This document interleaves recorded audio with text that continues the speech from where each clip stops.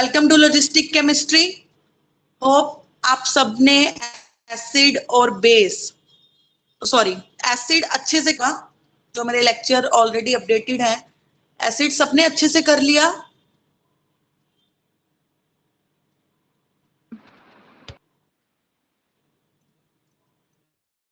तनिष्का, दीपांशु, सबने एसिड अच्छे से कर लिया बच्चा? ओके, तो now let's start with our new topic, that is base. Base से हम स्टार्ट करते हैं अपना नेक्स्ट टॉपिक। मेरी वीडियो और मेरी वॉइस क्लियर है? मैम आपकी वीडियो नहीं अभी आ गई मैम।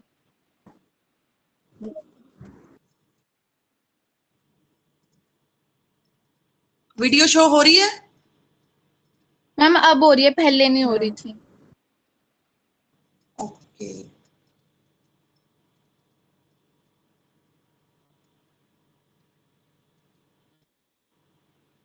बट मुझे वीडियो यहाँ शो नहीं हो रही है नेट।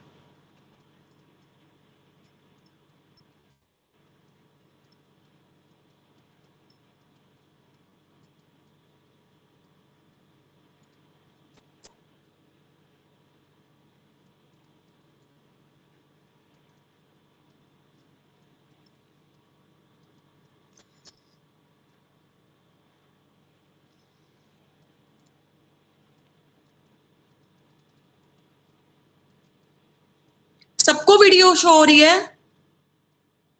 Yes ma'am.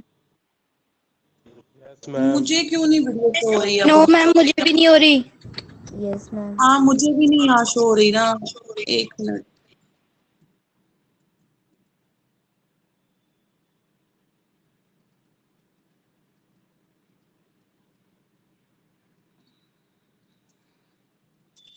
वीडियो क्यों नहीं शो हो रही है?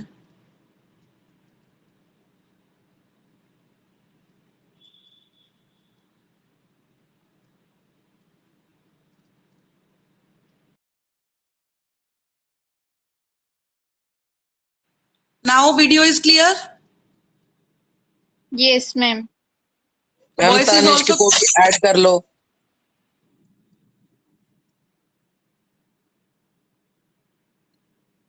किसको ऐड करूं? मेरे पास तो कोई रिक्वेस्ट नहीं आई हुई है। मैम तानिष्क शर्मा।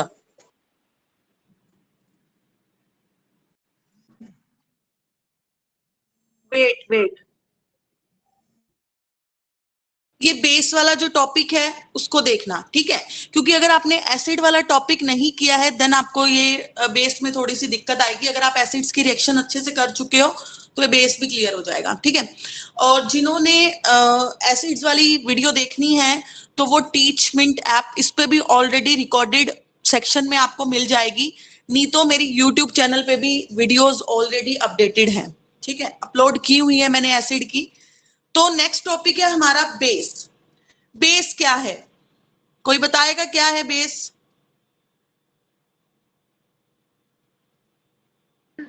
मैम जिसको तेजाब बोलते हैं। क्या? जिसको? मैम जो खार,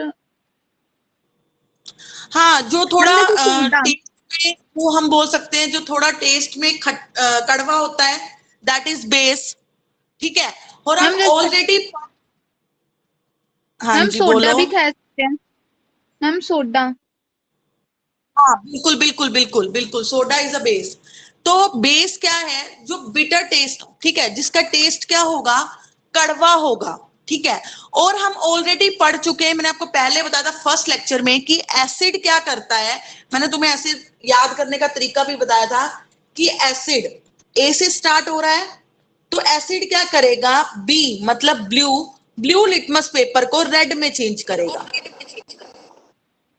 ठीक है? तो वो क्या है मेरे पास? ब्लू लिटमस पेपर को रेड में चेंज करे, दैट इज एसिड। तो अब बेस क्या हो जाएगा? बेस इसका जस्ट अपोजिट होगा, जो रेड लिटमस पेपर को ब्लू में चेंज करे, वो क्या होगा? बेस होगा। बाकी जनरल प्रॉपर्टीज जो आपको टेस्ट में बिटर लगे, कड़वा लगे, उसको बेस बोलते हैं, ठीक है? तो बेस आप कौन कौन से पढ़ते हो, जैसे NaOH, और इनकी क्या होगी प्रॉपर्टी, मतलब आपको क्या कैसे पता चलेगा बेस है? मोस्टली उसमें OH ग्रुप होगा, इसको बोलते हैं हाइड्रोक्सिल ग्रुप, OH ग्रुप। जैसे हमने एसिड क्या किया, हमने एसिड पढ़ा था, है ना? तो मैंने तुम्हें एसिड की पहचान क्या बताई थी? मैंने तुम्हें कहा था जब तुम उसको वाटर में डिसोल्व करोगे, लाइक HCl है, H2SO4 है, तो वो वाटर के अंदर H पॉजिटिव आयन देगा, या वाटर के साथ मिलके वो क्या बनाएगा, क्या बनाएगा? हाइड्रोनियम आयन बनाएगा, H3O पॉजिटिव बनाएगा। मैं बार बार कह रही हूं, जिन्होंने वीडियोस नहीं देखी है मेरी पहले वाली रिकॉर्डेड, तो पहले वो देख लें ताकि आपको थोड़ा आइडिया मिले चैप्टर में है क्या, देन आप अपन नेक्स्ट करें, ठीक है? तो अब देखो HCl और H2SO4, ये हमें पता है एसिड क्या देता है हमें, H पॉजिटिव देता है। तो एसिड की प्रॉपर्टी है जो वो पानी के अंदर हमें H पॉजिटिव देगा तो वो एसिड होगा, ठीक है? क्योंकि मैंने जब लास्ट लेक्चर लिया था मैंने तुम्हारा फ्राइडे कि सैटरडे जब भी लिया था, तो उसमें मैंने तुम्हें ये बताया था कि ये कोई जरूरी नहीं है जिसके पास H है, लाइक ग्लूकोज था, है ना? ग्लूकोज के पास क्या था, C6H12O6, तो H तो इसके पास भी था, ग्लूकोज के पास भी H था, बट ग्लूकोज तो एसिड नहीं होता। क्यों नहीं होता? क्योंकि जब मैं इसको पानी के अंदर घोलती हूं तो ये H पॉजिटिव आयन में ब्रेक नहीं होता, that's why it is not an acid, it is a glucose. कि जब वो H पॉजिटिव आयन मुझे देगा पानी के अंदर तभी वो एसिड होगा, ठीक है? तो सेम बेस की पहचान है, जब वो मुझे पानी OH नेगेटिव आयंस देगा, जब वो ब्रेक होगा OH नेगेटिव में, तो होगा बेस होगा, ठीक है? जनरल प्रॉपर्टी है जो बिटर टेस्ट का होगा बेस। यहां तक किसी को कोई problem? No ma'am. No ma'am.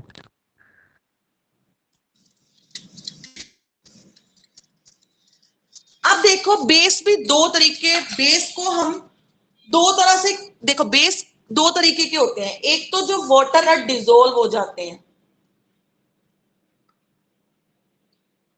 जो वाटर के अंदर डिसोल्व होते हैं, और एक जो वाटर सोल्यूबल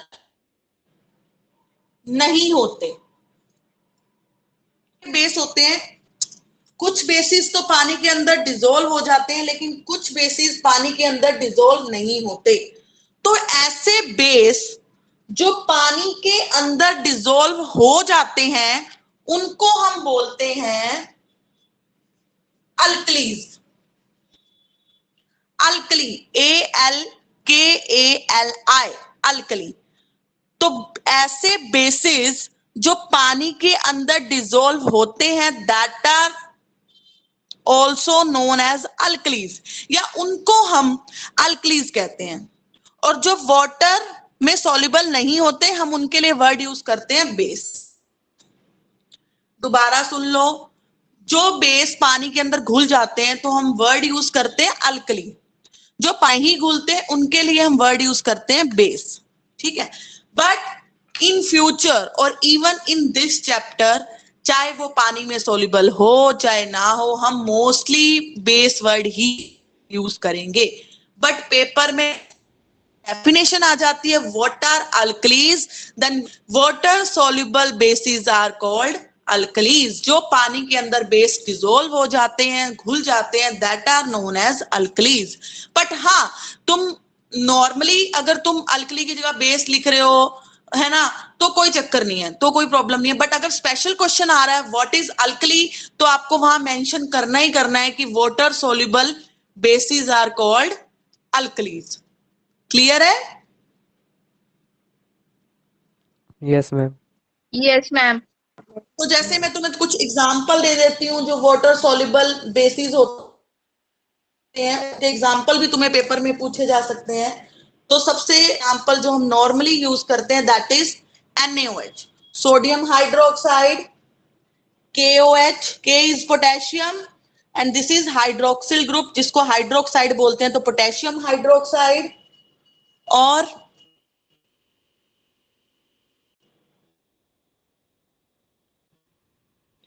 कैल्शियम और मैग्नीशियम हाइड्रोक्साइड होता है। तो ये ma'am most ammonia common. Hydroxide भी होता है ना? क्या बेटा? मैम अमोनिया हाइड्रोक्साइड भी होता है ना बेस? बिल्कुल बिल्कुल, very good. Ammonium hydroxide NH4OH, that is also alkali, जो वाटर soluble बेस है। तो these are the most common example. OH alkalis, that is Na, sodium oxide, calcium oxide और पोटेशियम हाइड्रोक्साइड। तो ये ऐसे बेसिस हैं जो पानी के अंदर घुल जाते हैं, that's why they are called alkalis. But अगर आप नॉर्मली इनके लिए भी अगर आप बेस वर्ड यूज कर रहे हो चैप्टर के अंदर, तो कोई दिक्कत नहीं है, तुम करो, वो गलत नहीं होगा। But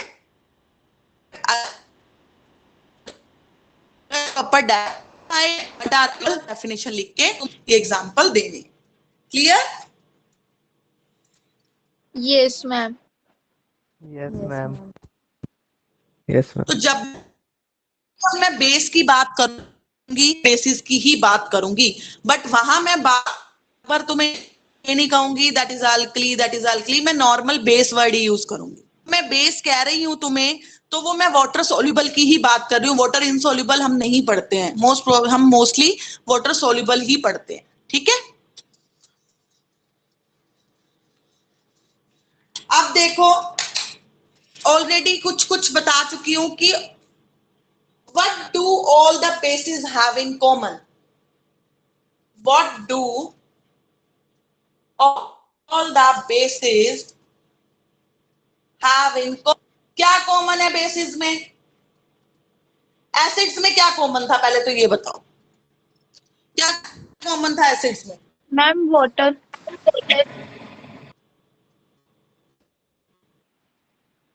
ma'am hydrogen. क्या कॉमन था बेटा? एसिड्स में क्या मैम कॉमन था? Hydrogen. Ma'am hydrogen. Very good. कि जब मैं किसी भी एसिड को पानी में डिसोल्व करती थी, तो वो मुझे क्या देता था? H पॉजिटिव आयन, मतलब सॉरी, आयन देता। या हम नॉर्मली बोल सकते हैं, जब एसिड को मैं पानी में डाल रही हूं, तो वो H आयन में ब्रेक हो रहा है ना? तो वो सभी एसिड्स ऐसे करते थे। एसिड्स की मतलब अगर हम देखना है कि कोई भी सब्सटेंस, कोई भी सॉल्यूशन, मतलब कोई भी मुझे दिया हुआ है कि वो एसिड है या नहीं, डिसोल्व करो, देखो H पॉजिटिव आयन मिलता है या नहीं मिलता। तो मिल गया तो एसिड है, नहीं मिला तो नहीं है। ठीक है? तो ऐसे ही सभी बेसिस में क्या कॉमन होता है? सभी बेसिस में, मैम जैसे मैंने हाइड्रोक्साइड। Hydroxide negative. हाँ मैम हाइड्रोक्साइड। हाँ, तो इसको पानी में डाला तो मेरे पास क्या बनेगा? Na positive aqueous plus OH negative aqueous. तो ये चीज जो है वो सभी बेस मुझे देंगे। OH नेगेटिव, इसको क्या बोलते हैं? Hydroxide ion. तो जब भी बेस मुझे पानी में डिसॉल्व होने के बाद OH नेगेटिव मतलब हाइड्रोक्साइड आयन अगर मुझे देंगे, तो दैट मींस वो क्या है? बेस है। तो सभी बेसिस के पास कॉमन थिंग क्या है? Hydroxide ion. Clear? Yes ma'am. Yes ma'am. Yes, ma'am. अब देखो, बेसिस दो दो तरह के होते हैं, जैसे हमने एसिड पढ़े थे, that are strong base and second is weak base. अब तुम ही मुझे बताओ कि स्ट्रॉन्ग और वीक क्या होगा। पहले तो मुझे ये बताओ, स्ट्रॉन्ग एसिड्स कौन से होते थे? कौन बताएगा strong acids? Deepanshu? Ma'am HCl।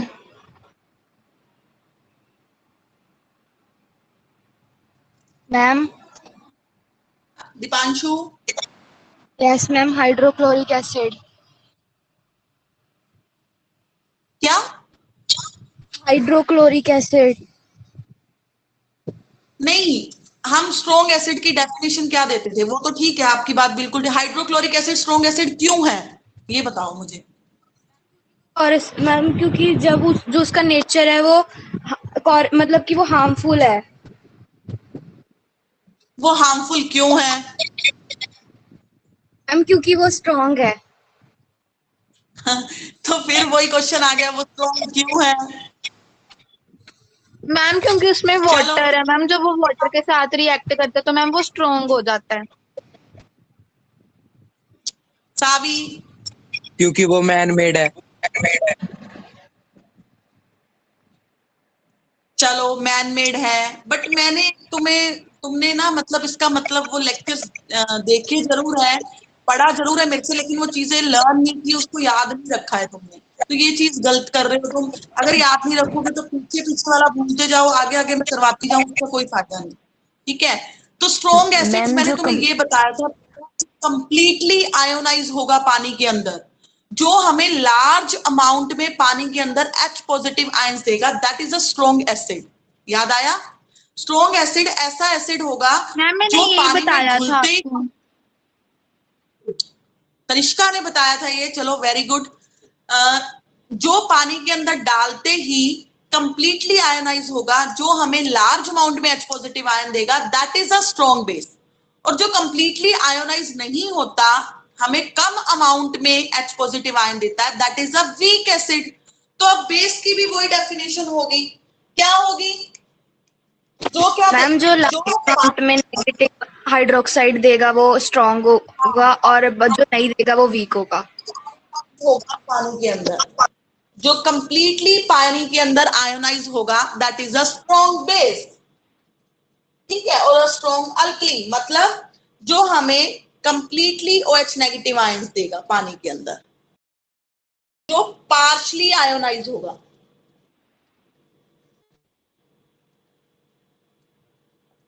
Partially ion water, जो पार्शली आयोनाइज होगा पानी के अंदर, वो क्या होगा मेरा?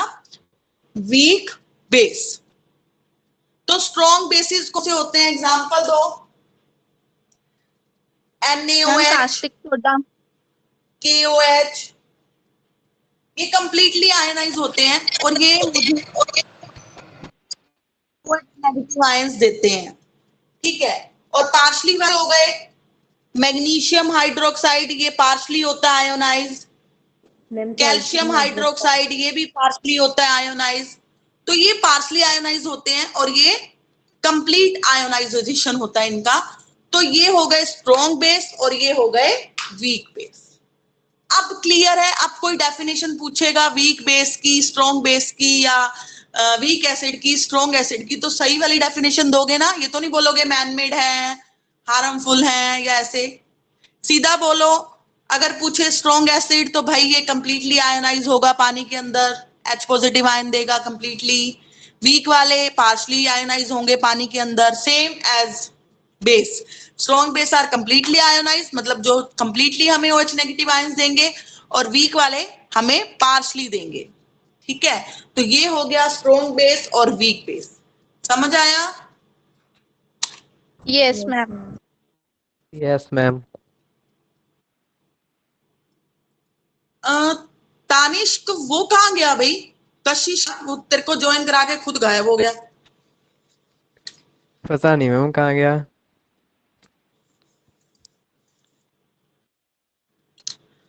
चलो नेक्स्ट, प्रॉपर्टीज ऑफ बेस।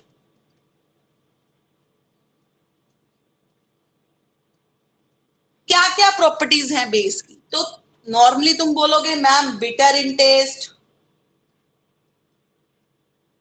ठीक है, दूसरा तुम बोलोगे ब्लू को रेड में चेंज कर देता है। ब्लू को रेड में करता है या रेड को ब्लू में? मैम रेड को ब्लू में। गुड, जो रेड को ब्लू में चेंज करता है, मैं यही देख रही थी। ठीक है, और तीसरी प्रॉपर्टी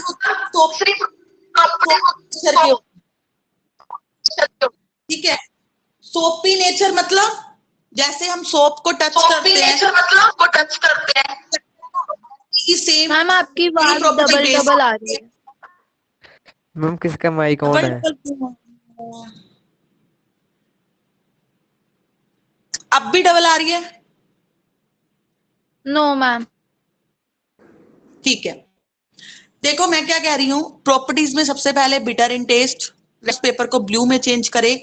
तीसरा सोपी नेचर हो। सोपी नेचर का मतलब जैसे तुम सोप को हाथ लगाते हो, साबुन को पकड़ते हो हाथ में, तो तुम्हें जब उसको पकड़ के जैसा फील होता है वैसे ही तुम्हें बेस को पकड़ के होगा, ठीक है। तो ये सोपी नेचर के होते हैं। तीसरा, दे कंडक्ट इलेक्ट्रिसिटी। अब जिन्होंने मेरे पहले 3 लेक्चर्स अटेंड किए हैं, दे वेल नो, उन्हें अच्छे से पता होगा कि इलेक्ट्रिसिटी कंडक्ट करने के लिए हमें क्या होता है। एक जना बोलेगा, कोई भी चलो जिसका नाम लूंगी वही बोलेगा, क्योंकि फिर मेरी आवाज ही रिपीट डिस्टर्बेंस हो। कनिका नेम, होप शायद मेरी पहले वाली 3 लेक्चर्स लगाए हैं। तो कनिका, इलेक्ट्रिसिटी को कंडक्ट कराने के लिए क्या चीज जरूरी है? Ma'am ions, hydrogen ions. Very good, ions, ठीक है। तो बेस के पास होते हैं ना, जैसे ही बेस को मैं पानी में डिसोल्व करती हूँ तो हमें पता है ये OH नेगेटिव आयन में ब्रेक होता है।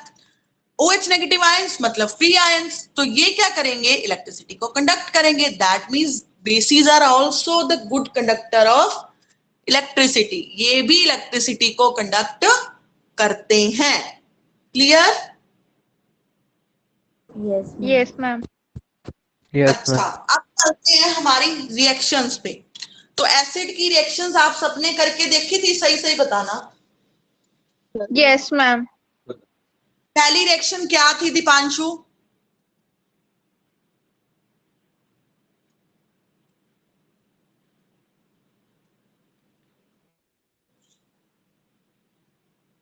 जब हम एसिड की मेटल के साथ रिएक्शन करते थे तो क्या होता? मैम तनिष्का बताए। हाइड्रोजन और सॉल्ट फॉर्म होता है। वेरी गुड, सेम यहां बनेगा। मैंने एक बेस ले लेना है, कोई भी मैंने मेटल ले लेनी है, उसकी मैंने आपस में रिएक्शन करानी है, तो हाइड्रोजन गैस तो मुझे निकालनी है। पीछे क्या बचेगा? ZnNaO, मतलब इसको मैं लिखूंगी Na2 then O2।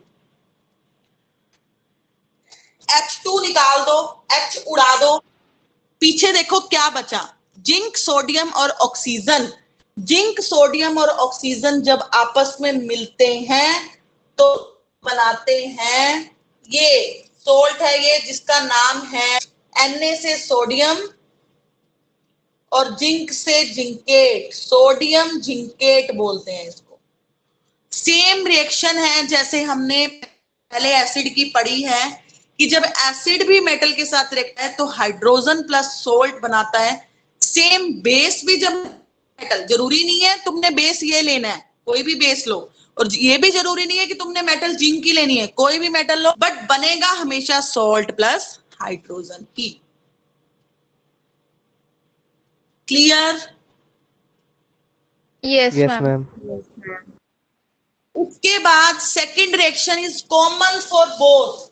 हमने एसिड और बेस की रिएक्शन पढ़ी थी लास्ट में सबसे, कि मैंने एक एसिड लिया था और मैंने एक बेस लिया था, तो मेरे पास क्या बनता था? Salt plus water, that is Na2SO4 plus H2O। ये बन गया मेरे पास सॉल्ट, जिसको क्या बोलेंगे? अब क्या नाम है इसका सॉल्ट का? Ma'am sodium sulphate. कौन सा नाम Tanishka? Ma'am sodium sulphate. Very good. Vanadium and SO4 is sulfate. तो its name is sodium sulfate. वो क्या है मेरे पास? Salt है। तो salt प्लस वाटर यहां मेरे पास बन गया। यही सेम रिएक्शन हमने एसिड वाले में भी लिख सकते हैं, और इस रिएक्शन को बोलते क्या है? Neutralisation reaction. क्यों बोलते हैं इसको न्यूट्रलाइजेशन रिएक्शन? क्योंकि बेस ने क्या किया? एसिड के इफेक्ट को खत्म करके एक न्यूट्रल कंपाउंड बना दिया, एक सॉल्ट जनरेट कर दिया। That's why it is known as neutralisation reaction. ठीक है, जब कोई, क्योंकि एसिड से हमें H पॉजिटिव आना है। ठीक है, ये देखो ना, न्यूट्रल कैसे बना? एसिड से हमको H पॉजिटिव आना है, बेस से हमको OH नेगेटिव, तो 2 H हो गए और 1 O, तो क्या बन गया? वाटर। तो न्यूट्रल, इसको क्या बोलते हैं? Neutralisation reaction. तो जब भी एसिड और बेस आपस में रिएक्ट करेंगे तो न्यूट्रलाइजेशन रिएक्शन होगी, और ये रिएक्शन आप दोनों में लिख सकते हो, एसिड में भी और बेस में भी। Clear? Yes ma'am. Yes sir. तभी जब हमें एसिडिटी होती है, जब हम कुछ अड़ंग पड़ंग खाते रहते हैं फास्ट फूड वगैरह, तो एसिडिटी बनने लग जाती है, तो हम इनो पीते हैं। तो उसका काम क्या है? इनो क्या है? बेस है। तो जो हमारे अंदर एसिड बना है वो उसको न्यूट्रलाइज करके सॉल्ट प्लस वाटर में कन्वर्ट कर देता है, तो हमें रिलैक्स मिलने लग जाता है। ठीक है, और जो एसिडिटी है हमारी वो खत्म हो जाती है। उसके बाद नेक्स्ट रिएक्शन बेस की पढ़ो। अच्छा, एसिड की हमने और कौन सी रिएक्शन पढ़ी थी? एक तो हमने पढ़ ली मेटल के साथ, वो हमने बेस की भी पढ़ ली। एसिड और बेस की ma'am acid plus metal carbonate के साथ में पड़ी थी। मैम मेटल ऑक्साइड के साथ भी पड़ी थी। तो मैम वेरी गुड, हमने पढ़ी। हाँ, हमने पढ़ी थी ऑक्साइड के साथ एसिड की। अब बेस की हम पढ़ेंगे नॉन मेटल ऑक्साइड के साथ। बेस की हमने पढ़नी है नॉन मेटल ऑक्साइड के साथ। तो बेस ले लो, क्या लोगे बेस? कोई भी जर्नल ले लो, NaOH ले लो, चाहे कैल्शियम हाइड्रोक्साइड वाला ले लो। NaOH हमने ले लिया बहुत बार। अब लेना है हमने नॉन मेटल का ऑक्साइड। कोई भी नॉन मेटल बताओ। जशन?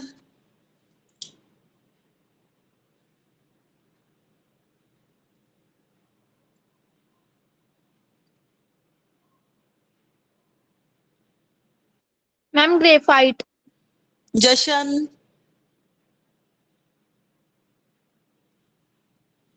तानिष्क? Yes ma'am. कोई भी नॉन मेटल का नाम बताओ। Ma'am graphite. ग्रेफाइट। और कोई general? Graphite is general ma'am. Graphite is right. Graphite is of carbon, तो यू कैन से कि carbon is a non metal and graphite is its allotrope. ठीक है, मैम तो फास्फोरस भी तो हो सकते हैं। बिल्कुल। नॉन मेटल होती क्या है? नॉन मेटल होता क्या है? जो इलेक्ट्रॉन गेन करने से बनता है। ऐसा एलिमेंट जो इलेक्ट्रॉन गेन करके स्टेबल हो रहा है, that is a non metal, है ना? मैम तो अब देखो हाइड्रोजन कार्बन, यस और मैम। देखो जैसे कार्बन है, कार्बन का एटॉमिक नंबर है 6, 2, 4। तो ये चार इलेक्ट्रॉन इसके पास हैं। इसको कितने चाहिए? यहाँ पे 8 इलेक्ट्रॉन चाहिए अपना ऑक्टेट कंप्लीट करने के लिए। तो ये क्या करेगा? 4 इलेक्ट्रॉन को गेन करेगा। तो गेन कर रहा है, that's why it is a non metal. वैसे ये गेन नहीं करता है, शेयर करता है, बट जस्ट एक समझाने के लिए बता रही हूं कि जो इलेक्ट्रॉन्स को गेन करके स्टेबल होगा that is a non metal. ठीक है। ऑक्सीजन है, क्या होता है एटॉमिक नंबर? 8, 2 और 6। यही कॉन्फ़िगरेशन होगी इसकी। थोड़ा ऊपर लिखती हूं। ऑक्सीजन 2 और 6, 8 होता है इसका एटॉमिक नंबर। तो इसको कितने इलेक्ट्रॉन चाहिए? 2 इलेक्ट्रॉन चाहिए। तो 2 इलेक्ट्रॉन लेके ये स्टेबल होगा, तो it is also a non metal. तो you can take any non metal. अब मैंने ले लिया मान लो कार्बन, कार्बन नॉन मेटल ली, उसका ऑक्साइड ले, मुझे ऑक्सीजन लगानी है, तो ये बन गया कार्बन का ऑक्साइड। ठीक है, ये हो गया नॉन मेटल का ऑक्साइड। तो अब करो रिएक्शन, क्या बनेगा बताओ मुझे, तुम्हें क्या लगता है क्या बनेगा यहां से? वहां क्या बनता था जब एसिड मेटल मेटल के ऑक्साइड के साथ रिएक्ट करता था? तो क्या बनता था? Ma'am calcium carbonate plus water. Very good. जब ये बिल्कुल ठीक है, बट मुझे एक बात बताओ, जब एसिड मेटल के ऑक्साइड के साथ रिएक्ट करता था तो क्या बनता था? Ma'am salt plus water. Salt plus water. Ma'am salt plus water. Very good बेटा, product are same for acid and base. जो प्रोडक्ट एसिड में बन रहे थे वही प्रोडक्ट बेस में बनने हैं। तो यहाँ पे जस्ट मैं ठीक है नॉन मेटल के ऑक्साइड के साथ रिएक्ट करवा रही हूँ, बट प्रोडक्ट मेरे पास वही बनेगा, सॉल्ट प्लस वाटर। तो इसका सोल्ट क्या बनेगा, CaCO3 प्लस वाटर। तुमने क्या करना है, तुम कहोगे मैम मुझे कैसे पता चलेगा ये CoCO3 बनेगा। तुम्हें इतना तो पता है ना कि इसके प्रोडक्ट में सॉल्ट प्लस वाटर बनता है, तो H2O निकाल दो। H2O निकालो, उसके बाद क्या बनेगा, CaCO3। क्योंकि CaCO2 तुम कहोगे कि मैम Ca यहां से लो, CO2 यहां से लो, तो CaCO2 बनेगा। But CaCO2 is not an any compound, कोई भी कंपाउंड नहीं, दैट ये होता है कैल्शियम कार्बोनेट, इसलिए यहाँ पे बनता है CaC। ये रिएक्शन अभी बैलेंस नहीं है, जब तुम इसको बैलेंस करोगे तो तुम्हें ऑलरेडी पता चलेगा कि मैम यहाँ ये पे चैप्टर फर्स्ट CaCO3। में भी है रिएक्शन। हाँ बिल्कुल, तो ये CaCO2 ना बन के CaCO3 बनेगा आफ्टर बैलेंसिंग। तो जब बैलेंस करोगे तो यही बनेगा। क्लियर है? Yes ma'am. तो इसकी इतनी रिएक्शन थी, ये तुम्हें बस इसकी रिएक्शन करनी है, सेम वही वाली रिएक्शंस करनी है। पहले करनी है बेस की मेटल के साथ, जो हमने एसिड और मेटल की पढ़ी थी। फिर हमने पढ़ी एसिड और बेस की, इसमें भी पढ़ ली।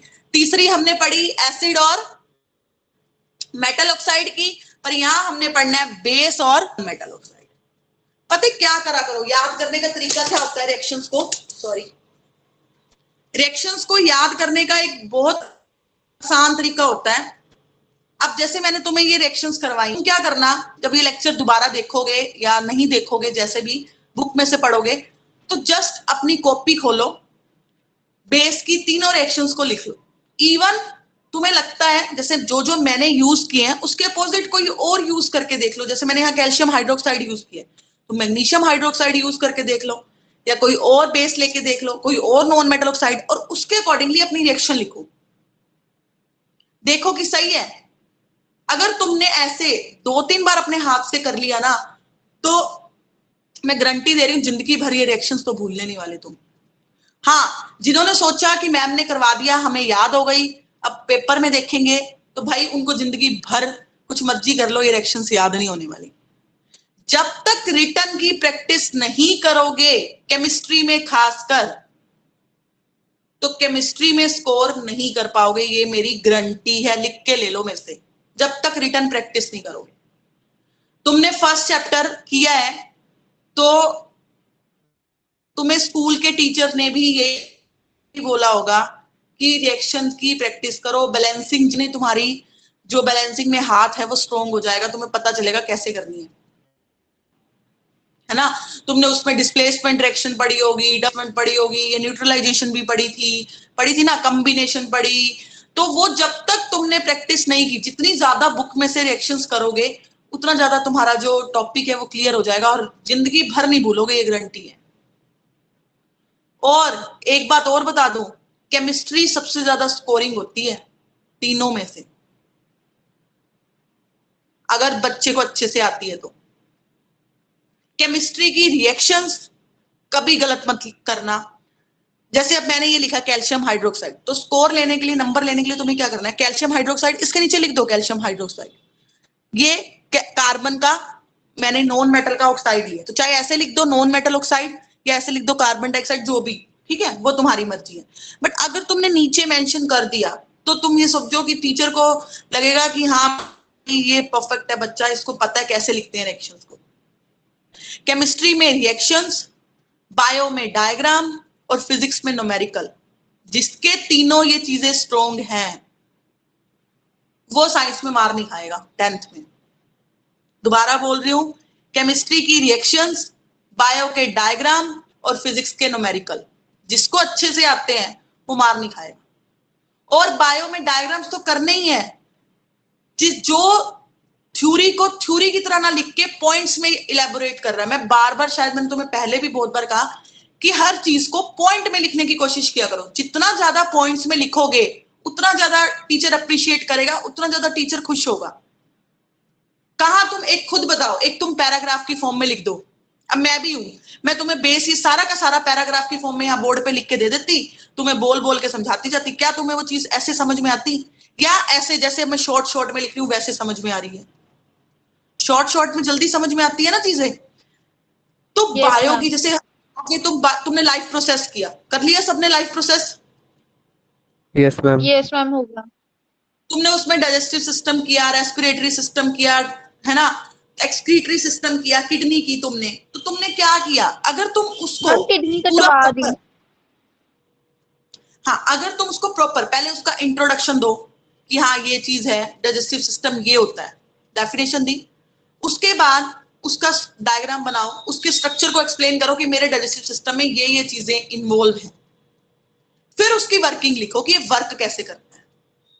अगर 5 नंबर का क्वेश्चन है ना, तो मैं तुम्हें गारंटी लिख के कह सकती हूँ 5 में से तुम्हारा कोई आधा नंबर भी नहीं काट सकता अगर तुमने उसको ऐसे लिखा है तो। और जिसने पैराग्राफ में तुम दिया ना सारा का सारा, ये डाइजेस्टिव सिस्टम है, ऐसा स्ट्रक्चर होता है, ऐसा ये वर्किंग है, और लास्ट में उसका डायग्राम बना दिया, तो 5 में से मेरे जैसी तो 2 ही देने वाली है। तो हर चीज को, और एक और फंडा बताती हूँ तुम्हें, अगर तुम्हारे पास पेपर में टाइम है, तुम्हें लगता है कि हमें आता है सारा पेपर और जल्दी हो गया, आधा पौना घंटा तुम्हारा बच रहा है, उस डायग्राम को थोड़ा थोड़ा मतलब उसपे थोड़ी कलरिंग कर दो हल्की हल्की, है ना, थोड़ा पॉइंट्स को इलेबोरेट, थोड़ा सा पॉइंट्स को हाईलाइट कर दो, है ना, जो तुमने उसमें जैसे। और एक चीज और, डायग्राम में हमेशा याद रखना, जो तुम नेमिंग करते हो, जैसे तुमने डाइजेस्टिव सिस्टम बनाया, तो ये नहीं है कि तुमने जो मतलब एक पार्ट है उसका नाम इधर लिख दिया, एक पार्ट का नाम इधर लिख दिया, एक पार्ट का नाम इधर लिख दिया, एक पार्ट को इधर लिख दिया। कोशिश करा करो सारे के सारे जितने भी पार्ट्स तुमने उसमें दिखाए हैं सब एक साइड में हो, या वो सारे के सारे राइट में हो, या वो सारे के सारे लेफ्ट में हो। ये कभी मत करना कि तुमने ऐसे दिखा दिया, ये बक्कल कैविटी है, ठीक है, ये मेरी क्या आ गई, यहाँ पे मेरा कुछ भी लाइक स्टमक आ गया, फिर यहां तुमने दिखा दिया मेरा डायाफ्राम है, ठीक है, यहां तुम कुछ और दिखा रहे हो। ऐसा नहीं करना है, सारे सारे डायग्राम्स के पार्ट्स को एक जगह लिखने की ट्राई करनी, या तो सारे के सारे राइट में लिखो या सारे के सारे लेफ्ट में। मतलब डायग्राम को बायो के थोड़ा इंप्रेसिव, थोड़ा अट्रैक्टिव सा बनाने की कोशिश करो। गर्ल्स तो मुझे पता है कि गर्ल्स में थोड़ी ये क्वालिटी इनबिल्ट होती है, उनको पता होता है, बट बॉयज थोड़ा इस चीज में केयरलेस होते हैं। तो मैं मतलब ज्यादा मेरा ये जो जोर दे रही हूँ मैं बॉयज को दे रही हूँ कि तुम लोग जो ये गलती करते हो ना, जिसकी वजह से तुम अपने नंबर कटाते हो, अब नहीं कटाने, 10th में तो बिल्कुल नहीं कटाने, ठीक है। तानिश्क है मेरे पास, जशन है, Yes, ma'am. यस ठीक मैम। है, और जो भी हैं बॉयज जितने भी, तो थोड़ा इन चीजों को देखना, ठीक है। तो ये बेस हमारा, बेस में हमने बस यही था। एक लास्ट है बेस का एक टॉपिक, यूजेस। क्या यूज होते हैं बेस के, बताओ, तुम ही बताओ फटाफट, फिर हम इस लेक्चर को आज फिनिश करें, कल से फिर हम अपना साल्ट शुरू करेंगे।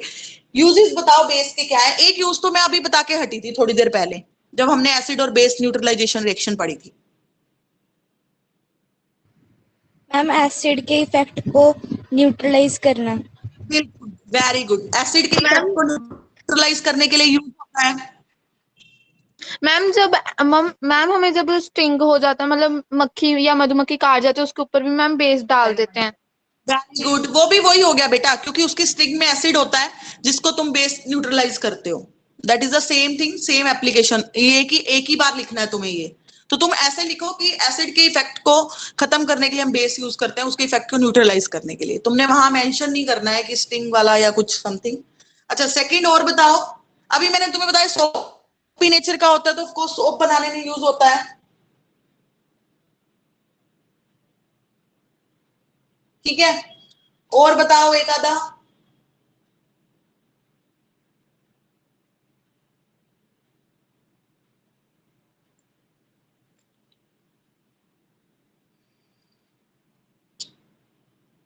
As washing soda, washing soda जो होता है हमारा वो भी बेस होता है, ठीक है। वॉशिंग सोडा जो है वो भी बेस है, तो वो भी यूज ही हो गया बेस का। तो तुम ये बोल सकते हो कि न्यूट्रलाइज मैम कास्टिक करने में सोडा। हेल्प करता है और सोप बनाने में यूज होता है। Ma'am caustic soda. हाँ वो ठीक है, कास्टिक सोडा हो गया, वॉशिंग सोडा हो गया, दे ऑल आर बेसिस, ठीक है।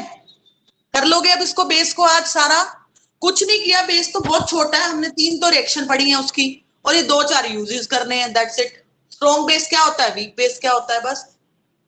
मैम पीएच स्केल भी है हमें। हाँ बेबी, मुझे पता है, मैम पीएच स्केल भी पेपर हम कल। पेपर वगैरह की मैन्युफैक्चरिंग। हाँ हाँ बिल्कुल बिल्कुल, वेरी गुड। सोप पेपर की मैन्युफैक्चरिंग में यूज होता है ये। मैम कलर डाइज में भी होता है। पता है कि पीएच स्केल हमारे सिलेबस में है, डोंट वरी। उसके बाद ही हम सोल्ड शुरू करेंगे, पीएच स्केल के बाद।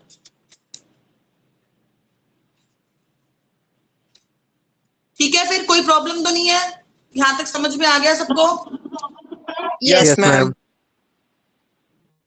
चलो कल मिलते हैं। दो प्लीज उनको बोलना कि क्लास में शायद रिकॉर्डेड मिल रहा है, बाद में हमें कोई कोई प्रॉब्लम आती है, जरूरी नहीं है इस टॉपिक से रिलेटेड हो। अब जैसे आज मैंने तुम्हें बताया होगा या पेपर तुम्हें कैसे अटेम्प्ट करना है, तो वो चीजें होती हैं जो वो मिस कर देंगे, मतलब वो क्वेरीज नहीं ले पाएंगे अपनी, ठीक है, डाउट्स नहीं ले पाएंगे। तो उनको बोलो कि लाइव क्लास आके ज्वाइन करो और फायदा उठाओ इसका, ठीक है। और जरूरी नहीं है बच्चा कि तुमने अपनी क्लास के बच्चों को ही बोलना है। बाहर किसी और स्कूल के बच्चे हैं, तुम्हें लगता है तुम्हारे आसपास हैं जो बच्चे बेनिफिट ले सकते हैं, तो उनको भी लिंक भेज दो। बस मुझे अपने पर्सनल नंबर से मैसेज कर देना कि मैम मैंने इसको लिंक भेजा है, ही और शी विल ज्वाइन, तो मैं उसको उसकी रिक्वेस्ट को एक्सेप्ट कर लूंगी, ठीक है। Okay ma'am. मैम चलो फिर। हाँ Okay, जी ma'am. मैम मेरा ना आपके बोलो। पास में दूसरा जो मेरा पर्सनल नंबर है वो ले लो, मेरे पास नोटिफिकेशंस नहीं आते फिर क्या क्लास कब है। यस मैम, मेरा भी। हाँ बेटा, व्हाट्सएप कर दो मुझे, जो आपका पर्सनल नंबर है ना, मैं वो ऐड कर लूंगी। Okay okay ma'am. और मैम कल भी आपको क्लास एक बात ध्यान एक बात ध्यान रखना, जिस फोन से मतलब आपने एप्लीकेशन डाउनलोड की है, नोटिफिकेशन भी उसी फोन पे आएगी। मतलब आप दूसरे फोन से शायद ज्वाइन नहीं कर सकते, बाकी चेक कर लेना, अगर कर पा रहे हो तो दैट्स गुड।